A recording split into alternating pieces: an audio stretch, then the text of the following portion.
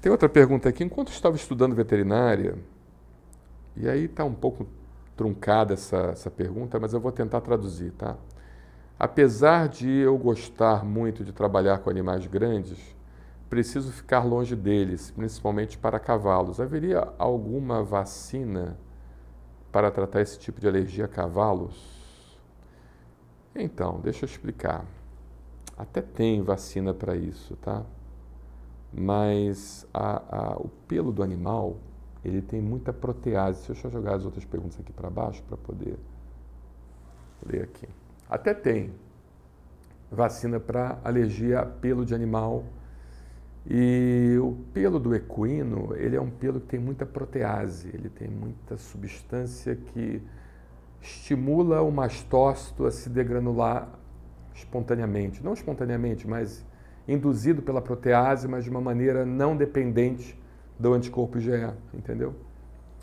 Então, às vezes, você pode até fazer, por exemplo, isso já aconteceu muito, paciente que é médico veterinário e faz a alergia ao animal de grande porte, se coça todo, tem asma, tem rinite, tem entupimento nasal, tem um monte de troço.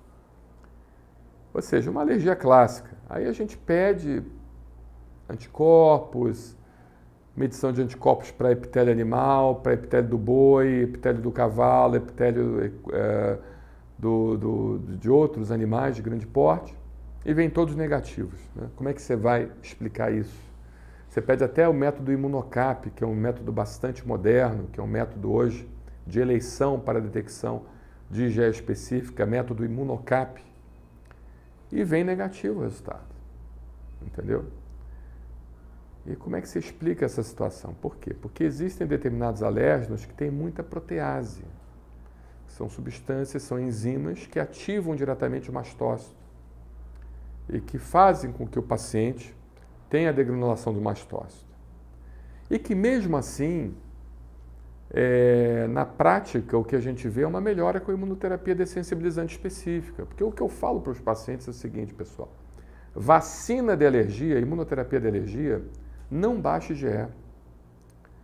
A vacina de alergia, ela age de uma outra maneira, que eu vou ser bem sincero com vocês, ninguém sabe muito bem como é que ela age. A gente tem uma ideia, a gente sabe que existe a possibilidade dela aumentar o chamado anticorpo bloqueador IgG4 por linfócito B. Você que é médico alergista, você vai concordar comigo. Ninguém sabe muito bem como é que funciona. A gente tem uma ideia. Mas, em tese, essa ideia de aumentar linfócito, aumentar IgG4, ela é bastante plausível, porque você aumentando IgG4, você bloqueia o receptor de alta afinidade do mastócito com IgG4 e bloqueia também a IgE em contrapartida, e você, então, inibe essa degranulação do mastócito. Então, aquela protease que iria agir no mastócito acaba tendo uma redução de ação por causa dessa quantidade de anticorpos bloqueadores que não agem na protease, que agem na IgE, pelo menos é o que a gente sabe até agora. Aí dizem também dessa questão do linfócito T regulador, porque ele aumenta linfócito CD3, CD4, CD25, que expressa o fator de transcrição FOXP3, e esse linfócito regulador, ele vai modulando as interleucinas que causam alergia. Aumenta as interleucinas que não causam alergia e diminui as interleucinas que causam alergia. Isso é uma tese ainda que está sendo estudada, tem alguns artigos científicos que mostram que sim, outros dizem que não tem ligação, como por exemplo a própria produção do IgG4 e esofagite eosinofílica, ela indica uma piora do processo alérgico. Então como é que ela pode melhorar determinadas doenças e piorar outras doenças também de origem alérgica? Então existe assim um conflito, tá? Nessa situação. Mas o que a gente sabe é que quando a gente faz a imunoterapia no paciente, a vacina de alergia, a gente muda a história natural da doença. A gente vê uma diminuição bastante importante dos sinais e sintomas de asma, de rinite, de sinusite, de otite, de faringite, de amidalite e de consumo de remédio. A gente faz com que um paciente que tem uma asma crônica grave, ou uma asma crônica, moderada, não digo grave, mas moderada, leve, moderada e que eventualmente agudiza, ele diminui o consumo de medicamento. A gente tem melhoras visíveis em parâmetros de espirometria, a gente tem melhoras visíveis em pesquisa científica dos parâmetros do óxido nítrico expirado, que é o teste do feno, que está difícil comercialmente aqui no Brasil, mas que a título de estudo científico a gente consegue ver esses valores reduzidos com o uso da imunoterapia. Quando você pega um paciente que faz o broncodilatador de longa duração, corticóide inalatório, que faz o antileucotrieno e que faz a imunoterapia, ele tem uma resposta muito mais rápida, muito mais eficaz do que um paciente que só usa o broncodilatador de longa duração, o corticóide inalatório, o antileucotrieno ou qualquer outra medicação. Entendeu? Então, o que acontece? A imunoterapia é uma realidade. A imunoterapia é um tratamento maravilhoso. É o único tratamento que muda a história natural da doença, mas que a gente ainda não entende muito bem.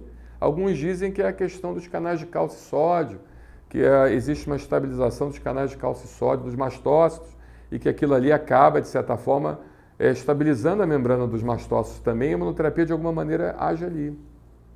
E é uma terapia que já existe há 100 anos, há mais de 100 anos. Ou seja, se era para dar alguma coisa ruim no paciente, algum efeito colateral ruim, já haveria já essa evidência, né? Que de todas essas terapêuticas, quando utilizada com responsabilidade, quando utilizada supervisionada por médico, é uma terapêutica muito eficaz e muito segura também. Extremamente segura.